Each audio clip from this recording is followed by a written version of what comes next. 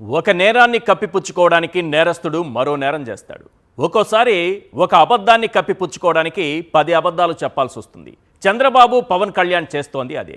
తప్పుల మీద తప్పులు చేస్తున్నారు, పాపాల మీద పాపాలు చేస్తున్నారు. చంద్రబాబు ఏమో పవిత్రమైన శ్రీవారి లడ్డూల్లో జంతువుల కొవ్వు కలిపారని ఆరోపించారు. పవన్ కళ్యాణ్ ఏమో జంతువుల కొవ్వు కలిపిన 1,00,000 లడ్డూలను అయోధ్యకు పంపారని ఆరోపించారు. దేశంలోనే అత్యున్నత న్యాయస్థానం సుప్రీంకోర్టు ఏర్పాటు చేసిన సిబిఐ ఇది అబద్ధమని తేల్చింది. అమ్మయ్య, పవిత్రమైన లడ్డూల్లో జంతువుల కొవ్వు కలవలేదని శ్రీవారి భక్తులంతా సంతోషంతో ఊపిరి పీల్చుకున్నారు. కానీ చంద్రబాబు, పవన్ కళ్యాణ్, లోకేష్ మాత్రం ఆక్రోశంతో రగిలిపోయారు, అసహనంతో రగిలిపోయారు.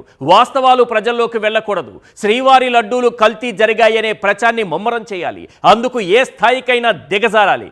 ఇదే వాళ్ళ ప్లాన్. కొవ్వెక్కిన కుట్ర 2.0కి రంగం సిద్ధం చేశారు.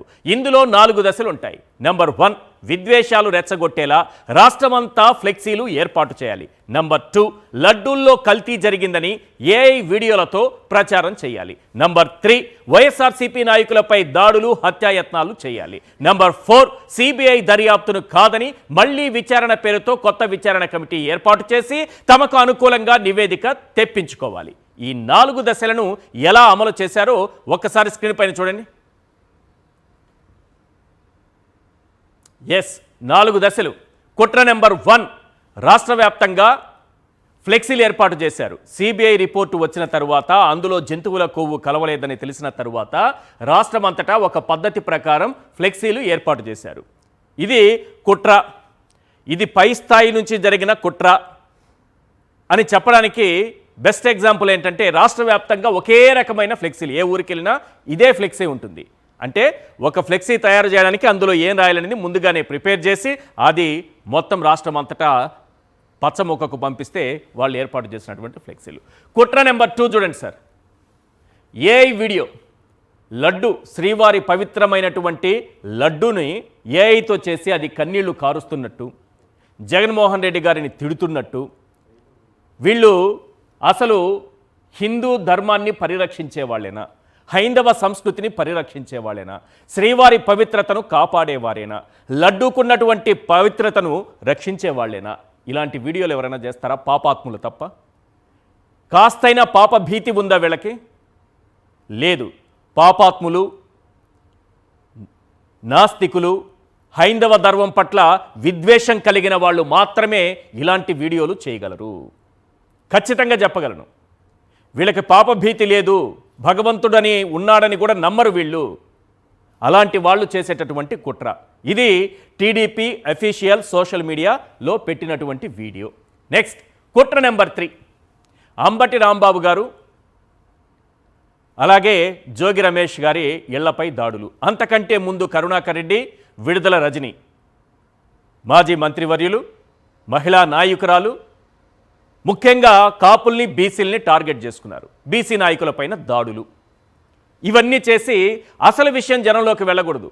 లడ్డూలో జంతువుల కొవ్వు లేదు అని సిబిఐ చెప్పినటువంటి మాట జనంలోకి వెళ్ళకూడదు, ప్రచారంలోకి రాకూడదు, ప్రజలెవరూ హాయిగా ఊపిరి పీల్చుకోకూడదు. కాబట్టి ఈ కుట్రలు అమలు చేస్తున్నారు. కుట్ర నెంబర్ 4, ఈరోజు కేబినెట్ భేటీలో ఒక నిర్ణయం తీసుకున్నారు. అత్యున్నత న్యాయస్థానం సిబిఐ వేసినటువంటి సిట్టు ఉండగా, ప్రత్యేక దర్యాప్తు జరుగుతుండగా, వాళ్ళు ఛార్జ్ షీట్ సమర్పించిన తరువాత కూడా మేము మా విచారణ వేసుకుంటాము, విచారణ కమిటీని వేస్తాము, మళ్ళీ విచారణ జరిపిస్తాము, ఎలాగైనా సరే జంతువుల కొవ్వు ఉందని తేల్చేటటువంటి పనిలో ఈ రాష్ట్ర ప్రభుత్వం ఉందా అనేటటువంటి అనుమానం కలుగుతోంది. 4 దశల్లో ఈ కుట్రను అమలు చేస్తున్నారు. అసలు సిబిఐ ఛార్జ్ షీట్లో ఏముందన్నది ఈరోజు పవన్ కళ్యాణ్ గారు ఇది కేబినెట్ భేటీలో అడిగారట. వచ్చి ఎన్ని రోజులైంది సార్? 10 రోజులకు పైగా అయింది కదా. ఈరోజు అడిగి తెలుసుకున్నారట. మన ఇష్టం వచ్చినటువంటి మాటలు మాట్లాడి, ఇష్టం వచ్చిన ప్రచారం చేసి ఈరోజు అడిగి తెలుసుకున్నారు అని అంటే ఏంటి దాని ఉద్దేశం? ఈరోజు ఎల్లో మీడియాలో వచ్చినటువంటి వార్తల్ని పట్టి చెబుతున్నా. పైగా 1,00,000 లడ్డూలు అయోధ్యకు పంపించారా, అది కూడా కల్తీ అయిందా అని అడిగారంట ఆయన. అయిందని అధికారులు చెప్పారట. ఛార్జ్ షీట్లో ఏముంది? గతంలోనే ఈనాడు దినపత్రికలో ఏం రాశారు? అసలు ఈ ఛార్జ్ షీట్లో ఈ కల్తీ నెయ్యి గురించి, లేకపోతే వీళ్ళు చెప్పినటువంటి జంతువుల కొవ్వు గురించి ఏముందో ఒక్కసారి స్క్రీన్ పైన చూపించండి సార్. క్లియర్గా కనిపిస్తుంది. పవన్ కళ్యాణ్ గారు ఇంగ్లీష్లో ఉందని చదువుకోలేదేమో దాన్ని ఛార్జ్ షీట్ని మనం ఒకసారి చూపిద్దాము. ఇందులో NDRI Karnal report dated 16/05/2025 respect of 4 ghee samples drawn from 4 tankers 4 ట్యాంకుల నుంచి మేము తీసుకున్నాం ఏఆర్ డైరీకి సంబంధించి. వీటిని టెస్ట్ చేస్తే బట్ లాస్ట్ లైన్ చూడండి సార్, ఇది ఒక్కటే ఆయనకి ట్రాన్స్లేట్ చేసి వినిపించండి పవన్ కళ్యాణ్ గారికి, చంద్రబాబు నాయుడు గారికి, లోకేష్ గారికి, పచ్చమోకకు ఏఐ వీడియోలు చేసి పెడుతున్నారే వారికి, ఫ్లెక్సీలు పెట్టి కర్రలు చేతబట్టుకొని తలలు పగలగొట్టి పెట్రోల్ బాంబులు విసురుతున్నారే మిలిటెంట్లు, వాళ్ళకి వినిపించండి సార్. ఇందులో ఏముందంటే but not detected lord in any of the 4 samples. ఈ 4 శాంపుల్లో ఎక్కడ వెతికినా మాకు జంతువుల కొవ్వు, పంది కొవ్వు కనిపించలేదు అనేది రిపోర్ట్లో ఉంది అనేది క్లియర్గా ఉంది. ఇది రాశారు. అయినా వీళ్ళు చెబుతున్నట్టుగా నిజంగా సిబిఐ రిపోర్ట్లో జంతువుల కొవ్వు ఉందని తేలితే మరో విచారణ కమిటీని ఎందుకు వేయాలి చెప్పండి? సుప్రీంకోర్టును కాదని, సిబిఐని కాదని సొంత విచారణ కమిటీతో ఏం చేయాలనుకుంటున్నారు? చంద్రబాబు, పవన్ కళ్యాణ్ సుప్రీంకోర్టు కూడా అతీతులమని భావిస్తున్నారా? సిబిఐ విచారణలో లడ్డూల్లో జంతువుల కొవ్వు లేదని తేలడంతోనే మళ్ళీ విచారణ అంటున్నారు. తమకు నచ్చని వారిని ఇరికించాలని చూస్తున్నారు. ఇది పాపం, మహాపాపం.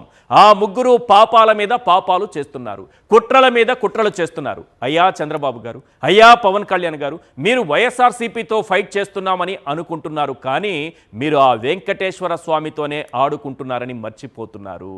వెంకటేశ్వర స్వామి ఎదురుగా నిలబడి గుండెలపై చేయి వేసుకుని నిజం చెప్పండి, ఎవరు పాపాత్ములు? ఇది నేను అడుగుతున్న ప్రశ్న కాదు సార్, శ్రీవారి భక్తులు అడుగుతున్నటువంటి ప్రశ్న. రైట్, దీనిపైనే మనం చర్చిద్దాం.